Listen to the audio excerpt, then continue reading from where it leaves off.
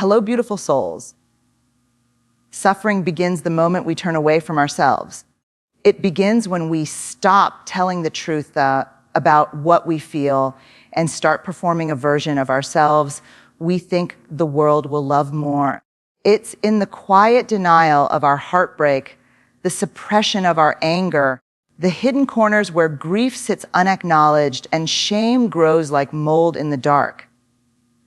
Humans suffer not because life is hard, but because we believe we have to go through it alone or pretend it doesn't hurt. We convince ourselves that strength is about silence, that asking for help is weakness, and that vulnerability is something we must outgrow. But the truth is, we suffer because we refuse to sit in the discomfort of being real. We run from it. We numb it. We try to outthink, outwork, and outlast it. And in doing so, we widen the gap between who we are and who we pretend to be. That distance is where suffering lives. It feeds on our disconnection and thrives in our unwillingness to be seen as we are, fragile, uncertain, deeply human.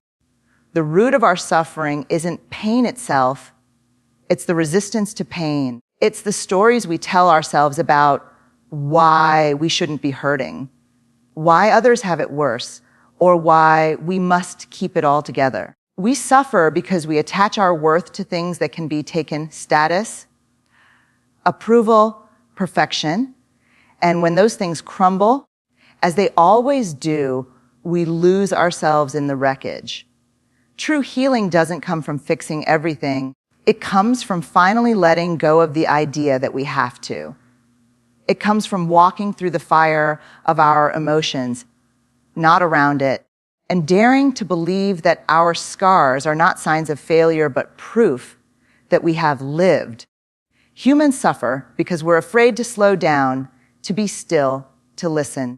But what we'll hear in that stillness, beneath the noise, the roles, the performance, is that we were never broken to begin with, just buried. And every time we choose honesty over hiding, presence over perfection, and connection over control, we lessen the weight of suffering and move closer to wholeness. We live in a world that constantly teaches us to disconnect from our raw, authentic emotions.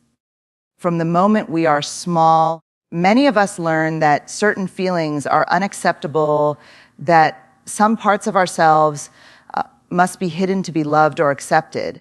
Anger is dangerous, sadness is weak, vulnerability is risky. So we develop a habit of putting on masks, carefully crafted personas designed to keep us safe, keep us liked, keep us okay.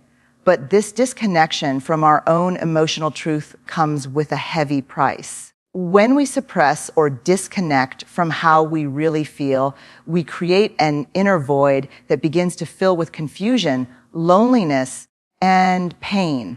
That void is fertile ground for suffering because suffering thrives where there is silence and disconnection.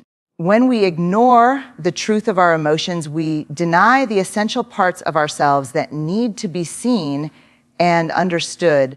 This disconnection isn't only internal, it ripples outward and fractures our relationships. When we aren't connected to ourselves, we can't fully connect with others. Imagine trying to build a bridge when one side has no foundation. It simply can't hold. Relationships require presence, vulnerability, and authenticity.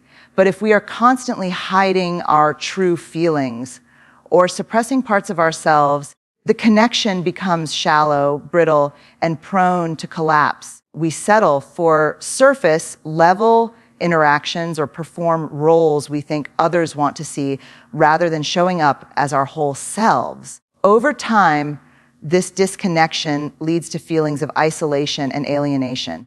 We feel unseen and unheard even in the presence of others because what we present isn't the real us. This paradox deepens suffering because our natural human craving for belonging remains unmet. The way society reinforces this disconnection is subtle but relentless. We are told to be strong, to not burden others, to keep our emotions in check, vulnerability is often mistaken for weakness. As a result, many of us have learned to avoid uncomfortable feelings, to stuff them deep inside where no one else can find them. But emotions don't disappear when ignored. They linger beneath the surface like a storm gathering strength. Unexpressed grief, fear, or anger can manifest physically as tension, anxiety, or chronic pain.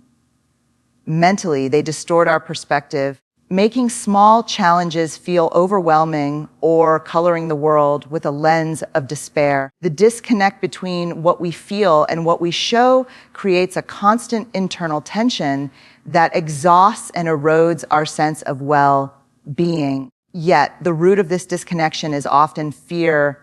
Fear of rejection, fear of judgment, fear that if we show our true selves, we won't be enough. This fear leads us to build emotional walls that keep others out, but it also keeps us out from ourselves. When we shut down parts of our emotional landscape, we lose access to essential sources of wisdom, creativity, and resilience. Emotions are not enemies, they are messengers. They tell us what matters deeply, what needs attention, and where healing is required. When we disconnect from these internal signals, we lose the map to navigate life's complexities.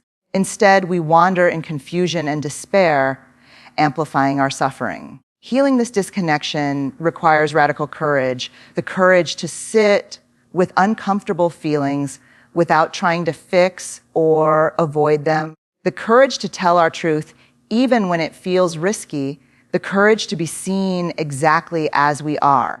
It means unlearning the messages that taught us disconnection is necessary and relearning what it means to be fully human. This is not a one-time event, but a daily practice of turning inward with compassion and honesty. It means reaching out to others and creating spaces where vulnerability is met with empathy, not judgment. The path back to connection is also the path back to ourselves, where suffering loses its grip and authenticity begins to heal the wounds that silence once inflicted. When we reclaim connection with our authentic selves, we start to recognize that suffering is not an indicator of failure, but a natural part of being human. In that connection, pain loses its isolating power, and we discover that our deepest wounds are also gateways to greater empathy, wisdom, and strength. The process of reconnecting invites us into a relationship with our full emotional spectrum. Joy and sorrow, hope and despair, courage and fear, each contributing to the richness of our lived experience. Disconnection severs us from this richness. Reconnection restores it, opening the door to profound healing and the possibility of living with greater presence and peace. Pain is an inevitable part of life. It arrives in countless forms: loss, failure, rejection, heartbreak, and no one is exempt from its grasp. Yet, paradoxically, it is not the pain itself that causes the deepest suffering. It is our refusal to accept and experience it fully. When pain arises, the natural impulse is to resist, to push it away, to numb it or distract ourselves. We cling to the hope that if we avoid feeling the pain, it will eventually disappear. But pain is not something that simply fades when ignored. On the contrary, avoidance creates a fertile ground where pain festers and grows, morphing into something far more destructive: chronic suffering. Resistance to pain often manifests in the form of emotional avoidance.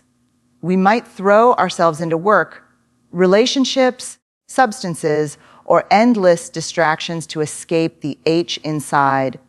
These coping mechanisms can provide temporary relief, but they come at a cost. Avoiding pain prevents us from processing and integrating the experience, which is necessary for healing and growth. Instead, the pain becomes buried, layered beneath the surface, and unaddressed wounds begin to shape our behaviors, thoughts, and emotional responses in subtle and damaging ways. Over time, This resistance hardens into patterns of denial, repression, and self-deception, trapping us in a cycle where pain is never truly resolved but constantly resurfaced. When we resist pain, we also resist the valuable messages it carries. Pain is a signal, a deeply human signal, that something in our lives is out of alignment. It might indicate a broken relationship, unmet needs, a loss of identity, or a call for change. By turning away from the discomfort, we deny ourselves the opportunity to learn, adapt, and evolve. Pain is not our enemy, but our teacher. The lessons it offers can lead to profound insight, emotional maturity, and resilience if we allow ourselves to feel and understand it. Refusing to sit with pain is like refusing to listen to a warning light flashing on the dashboard of a car. Ignoring it won't prevent breakdown, it will guarantee it. This resistance is often fueled by fear that if we face our pain, it will overwhelm us or break us completely. Many of us have experienced moments when pain feels unbearable, when the weight of sorrow or shame threatens to consume. That fear is real and valid, but ironically, the act of resisting pain tends to magnify it, making it feel even more intense and insurmountable. The struggle to keep pain at bay consumes energy and attention, leading to exhaustion and despair. Instead of softening, the pain tightens its grip. The more we resist, the more we amplify the suffering, creating a feedback loop of avoidance and distress that makes healing feel impossible. True liberation from suffering begins when we begin to lower the walls of resistance and allow pain to be exactly what it is. This doesn't mean seeking out pain or wallowing in it indefinitely, but rather meeting it with openness and curiosity. It means embracing the vulnerability required to acknowledge hurt and hold it without judgment. This kind of acceptance creates space for transformation. When we stop fighting pain, it loses its power to dominate us. We begin to move through it rather than around it. The process of fully feeling pain is the process of reclaiming our humanity, acknowledging that we are fragile, imperfect beings who experience loss and heartache, and that this shared experience connects us rather than isolates us. In the act of embracing pain rather than resisting it, something profound happens. Suffering begins to lose its sting. We learn that pain itself is transient, a wave that rises and falls, and that beneath it lies a deeper, more enduring sense of peace and wholeness. This doesn't happen overnight or without effort. It requires patience, self-compassion, and often the support of others who can hold our pain without trying to fix or silence it. But as we practice leaning into pain, the emotional muscles of resilience strengthen, and we begin to understand that the greatest freedom lies not in avoiding pain, but in allowing ourselves to be present with it fully. In that presence, healing becomes possible, and suffering begins to transform into a gateway for growth, empathy, and profound self-understanding. Perfectionism is often mistaken for strength or ambition, but in truth, it is a fragile defense mechanism built on the fear of being seen as flawed or not enough. When we chase perfection, what we're really chasing is safety, a sense of control in a world that feels unpredictable and often harsh. We put on performances, carefully crafting how we appear to others, hoping that if we can just get everything right, if we can meet every expectation flawlessly, then we will be accepted and loved. Yet this relentless pursuit of perfection is exhausting and impossible to sustain. It demands constant vigilance and suppresses the parts of us that don't fit the ideal image. The more we perform, the more disconnected we become from our true selves, deepening the very isolation we're trying to avoid. This cycle of performance as a shield against judgment is deeply isolating because it builds walls between who we are and who we show the world. When we're focused on appearing perfect, we are not showing our authentic selves. Vulnerability, the willingness to be seen as we truly are, with all our imperfections and struggles, is sacrificed on the altar of perfectionism. Without vulnerability, healing cannot begin because healing requires honesty and acceptance, both from ourselves and from others. The more we perform, the less room there is for genuine connection. We become actors in our own lives, afraid that if the curtain slips, we will be rejected. This fear keeps us trapped in isolation and suffering, even in the midst of company. Perfectionism also distorts our relationship with failure and imperfection, which are natural and essential parts of being human. Instead of embracing mistakes as opportunities for learning and growth, perfectionism treats them as catastrophic events that must be hidden or erased. This leads to shame, self-criticism, and a harsh inner voice that erodes our sense of worth. When every flaw is magnified and every misstep is a crisis, it's impossible to cultivate self-compassion or resilience. We begin to see ourselves as fundamentally broken rather than as whole beings with both strengths and vulnerabilities. The false shelter of perfectionism becomes a prison where suffering deepens because we can't not allow ourselves to be fully human. The societal pressure to perform perfectly extends beyond the personal and into cultural expectations, especially in environments that reward achievement and appearance over authenticity and well-being. We are bombarded with images and messages that equate worth with success, beauty, and control. Social media, in particular, fuels this by presenting curated versions of life that hide struggle and imperfection. This external pressure compounds our internal struggle, making it harder to step out of the performance and show up honestly. The fear of judgment from others can be paralyzing, reinforcing the belief that perfectionism is our only viable strategy to be seen and valued. But this strategy, though it may gain short-term approval, ultimately keeps us disconnected from ourselves and others. Healing begins when we dare to set down the mask of perfection and allow ourselves to be imperfect, messy, and vulnerable. This requires courage because it means risking judgment, rejection, or misunderstanding. But it is only through this act of bravery that we open the door to genuine connection and self-acceptance. When we stop performing, we create space for our true selves to emerge, flaws, doubts, and all. In that space, healing is possible because it is grounded in truth.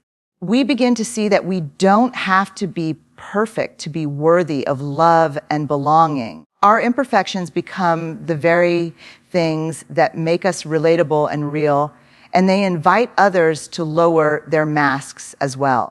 In learning to live without the false shelter of perfectionism, we reclaim our humanity and rediscover the power of authenticity. We come to understand that healing is not about fixing or erasing the parts of ourselves that don't fit a perfect mold, but about embracing all parts with compassion and acceptance. The performance may have protected us for a time, but it also kept us from experiencing life fully. True strength is found not in perfection, but in the willingness to be seen, to be known, and to be loved just as we are. When we let go of performance, suffering begins to ease, and we open ourselves to a richer, more connected, and more compassionate way of living.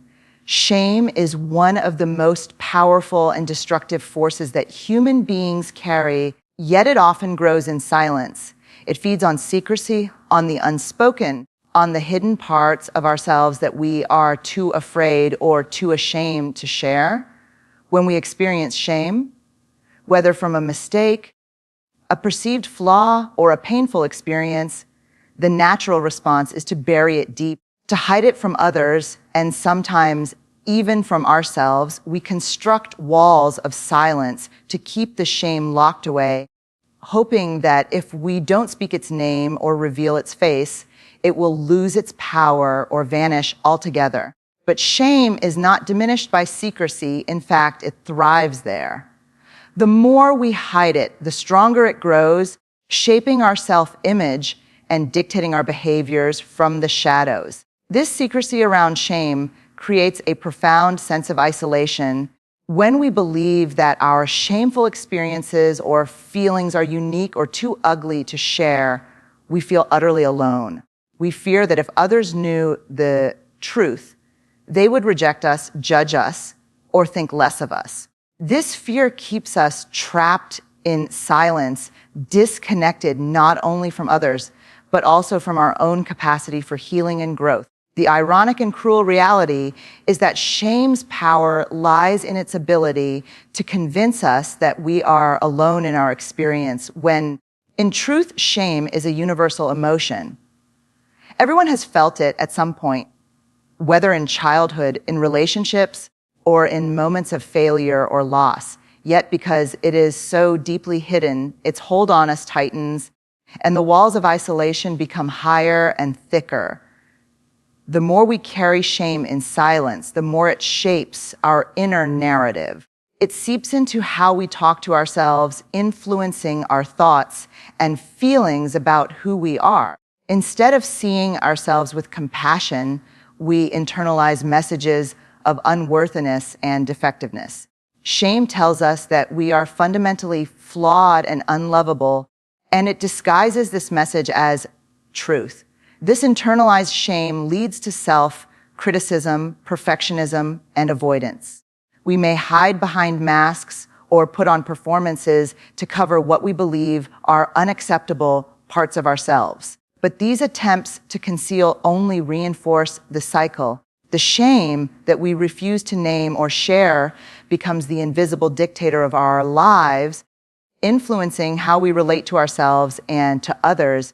Breaking the cycle of shame requires the radical act of speaking it out loud, naming the shame and bringing it into the light. Shame loses its power when it is spoken, witnessed, and met with empathy rather than judgment. When we find safe spaces where we can share our stories and be accepted for who we truly are, we begin to dismantle the walls of secrecy.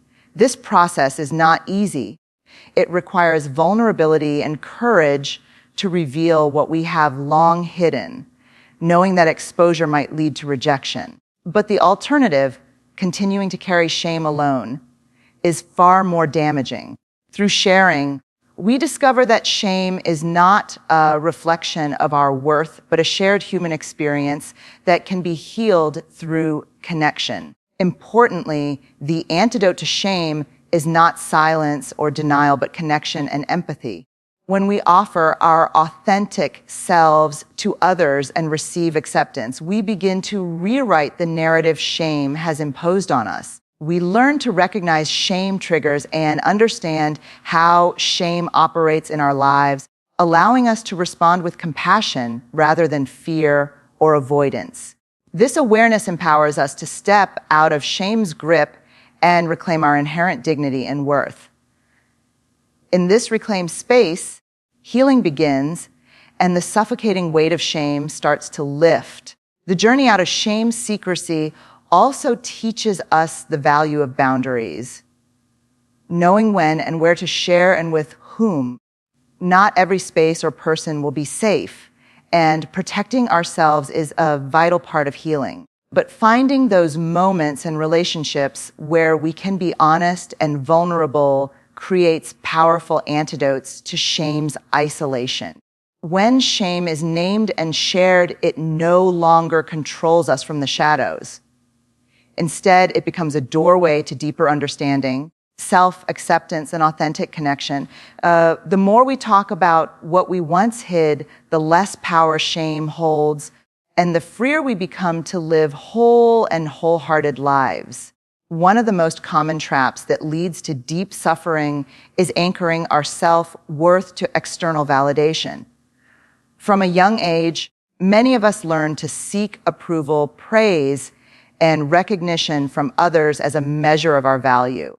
Whether it's through compliments, achievements, social status, or the approval of family, friends, or colleagues, external validation can feel like the currency of worthiness. But this dependence is a precarious foundation because external validation is inherently unstable and fleeting.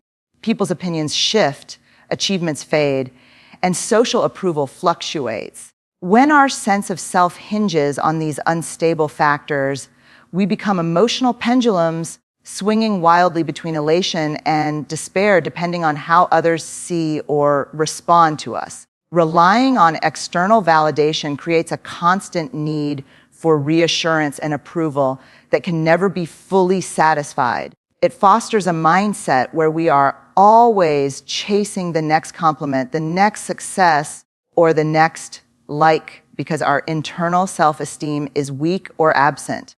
This endless pursuit exhausts us and leaves us vulnerable to deep insecurity. When external praise is withheld or criticism arrives, it triggers feelings of inadequacy, shame, and self-doubt. This fragility is not a sign of weakness, but a natural consequence of building our sense of worth on something outside of ourselves. Because the external world is unpredictable and often unforgiving, emotional stability is sacrificed in favor of pleasing others and meeting their expectations. Moreover, basing self-worth on external validation disconnects us from our internal truth. It shifts our focus outward, prioritizing how we are perceived rather than how we actually feel or who we truly are. This disconnection from self can lead to a fragmented identity where our behavior and choices are dictated more by the desire to fit in or be admired than by authentic values and needs. Over time, this can cause confusion, exhaustion, and a sense of being lost. When we fail to align with our inner values and passions, life feels hollow and unfulfilling, no matter how much external success we accumulate. The gap between our authentic self and our public persona widens, deepening emotional unrest and dissatisfaction. True peace and lasting emotional stability come from internal alignment, the harmony between our core values, beliefs, and actions. When our self-worth is rooted internally, it becomes a steady source of resilience that external circumstances cannot easily shake. Internal alignment means knowing who we are, accepting our strengths and limitations, and living in a way that reflects our deepest truths. It requires self-awareness, self-compassion, and the courage to prioritize our own needs and values over external approval. This doesn't mean ignoring feedback or community. Rather, it means that our sense of worth remains intact even when praise is absent or criticism arrives. The foundation is internal, secure, and unshakable.